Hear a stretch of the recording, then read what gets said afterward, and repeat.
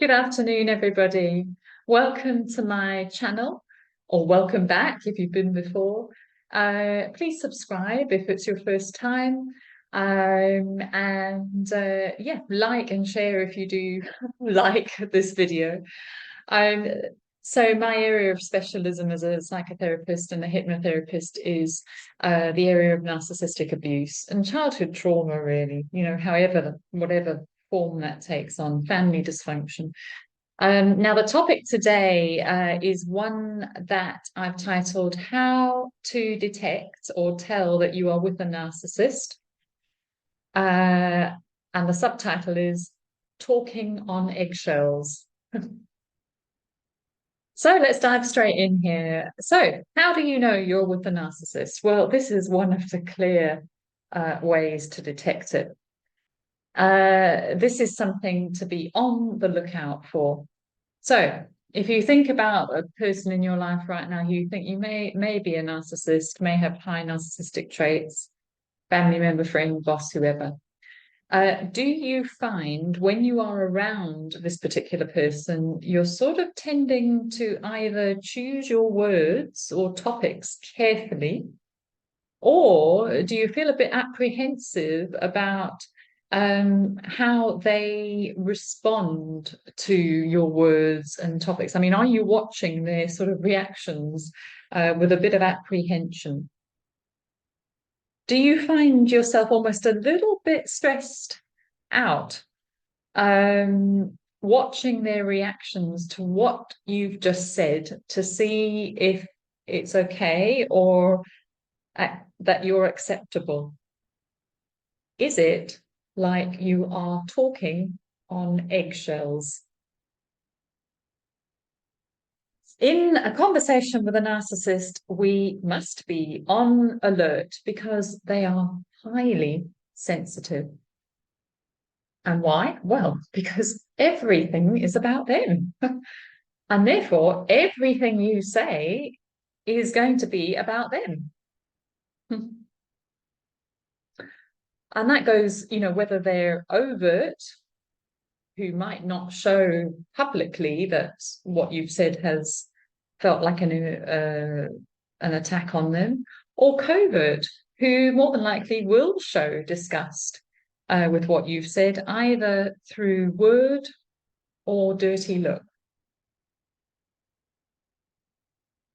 So when you're with one of these types, you may find that you sometimes end up sort of even being a bit gingerly, as they say, in what you're sharing. You may even find that you almost try to hold yourself back a bit. You lower your voice a bit. You may even stutter at times because you're afraid of their reaction. And if their reaction already starts to show that they're a bit pissed off, excuse my language, you're going to start holding yourself back. One of the great fears around somebody like this is to, just talk freely without monitoring what you're saying. Because often with this sort of person, this narcissistic type, we're going to be suddenly guilted by them for talking freely. And the reason we're guilted by them is because they've suddenly experienced a narcissistic injury by what we've been saying or the conversation we've been having. They've taken something personally. So we end up afraid of saying anything that could be taken personally or as some kind of a dig at them, even though it really hasn't been at all. That's not been, um, our reason. For example, a daughter might say to her mother, "Oh, I'm so glad I didn't wear my makeup or my mascara after all today. I would have ended up smudging it when I was crying just now." And the mother might say something like, "Oh, yes, I hear you. I hear what you're trying to say. People who wear makeup are vain." And when you get this kind of bizarre response or that sort of annoyed, peed off look or reaction, it is the worst feeling. You know, from childhood, if you had a narcissistic parent, you dreaded these moments. These times were such high stress. You know, that feeling of your parents' animosity coming towards you, coming from the narcissist when you've really done nothing at all. And they're making it seem as if you've said something on purpose to get at them, and you really haven't. It's a real sense of, no, that's not my intention at all. It's so anxiety invoking. One might instantly feel the need to try to explain it again or say, no, no, no. That's not what I meant. You've got it wrong. Or try desperately to grovel, as one of my amazing clients describes it. Talking about narcissistic parents in another vein, you can kind of you do learn over time which topics to tread very carefully around. For example, do not talk really well of your other parent. That's not acceptable, and it's a personal attack. Sharing your good news is also a personal attempt to make them feel bad or to one-up them. Likewise, sharing how you really love spending time with a particular friend or group of friends.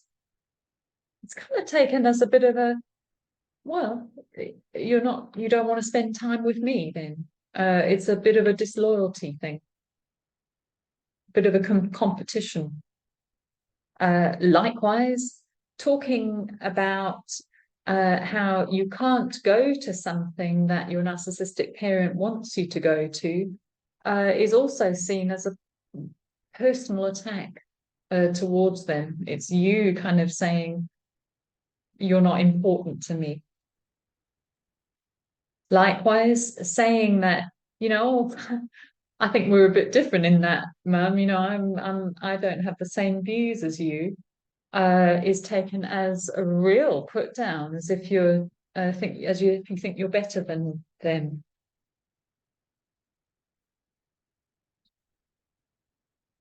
But you will also be talking on eggshells when they ask you questions. Oh my goodness. For example, when your narcissistic parent pointedly sort of directs the conversation to a particular area of your life, like work, health, money, love, friends. It's usually the same topics each time.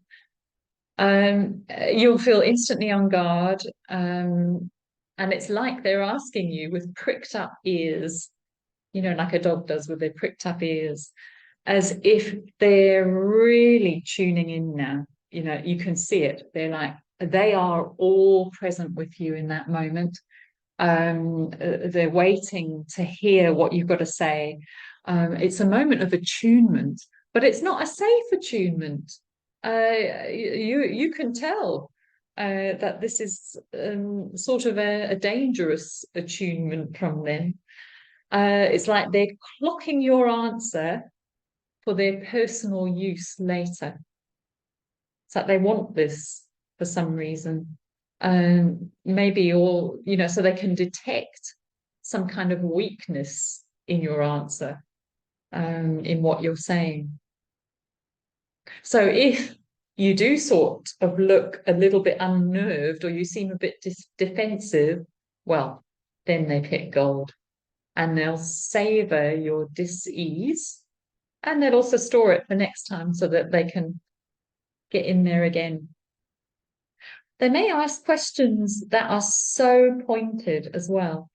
And when I say that, I mean they are asking a question But by asking this particular question, they're actually saying to you what they believe the answer to this question is. Very, very odd. So, for example, by asking the question, they're suggesting the answer that they have in mind. A client of mine said her mother had it in her mind that her daughter was having more than a friendship with a female friend of hers. And she would sort of ask, "Oh, so, did you spend time with your friend Jane again then? Oh, that's nice. Was it just the two of you?" And my client would recall to me this, her fury, and she'd come away feeling so incensed because there really wasn't anything going on. It was a total projection from the mother who had her own friendship issues. But that's the kind of thing I'm saying. When they're asking you questions, your response is talking on eggshells because they're looking for that reaction from you. It's supply. And so you're hypersensitive in your answer. Hypervigilant, rather, not hypersensitive, hypervigilant in how you respond. This also goes for written notes or text messages with the narcissist in your life. Narcissists will always read between the lines of everything. Why is that? Well, because that's how they communicate. They communicate between the lines. So if you have a covert narcissistic parent, particularly, or person in your life, they typically send messages that do have a hidden message somewhere in them. For example, oh, hope your diet's going well. I've ordered a lovely cake for your birthday. Hope you will have a slice, as it will be disappointing for everyone if you don't. If you send a text and you make a spelling mistake, that is a clear personal attack. And if you didn't know this already, please take note. It just shows your lack of focus on them. How dare you show so little respect and attention to leaving them this note? Surely nothing's more important. Nothing's more important than this made to make you write a note quickly for them. So if you feel a bit like you need to be careful around somebody in terms of how you talk, what you talk about, and you're often met with sort of an annoyed look from them or a put down from them because of what you've said, well, I'm sorry, that is talking on eggshells, and it's a pretty good sign that you're dealing with a narcissist of some description. Trust that. Trust that sense of talking on eggshells and decide to no longer be controlled by their reactions. No, you talk without fear. You speak up freely and let them know you won't be staying small, nor are you going to be controlled by their fragile self-esteem. I hope you found this video helpful, maybe insightful, maybe a little humorous. I do find it quite humorous sometimes, some of these antics. And it's good to have a laugh, I think, isn't it, too, at a very serious situation, because this is abuse that we're talking about, is emotional manipulation at the end of the day.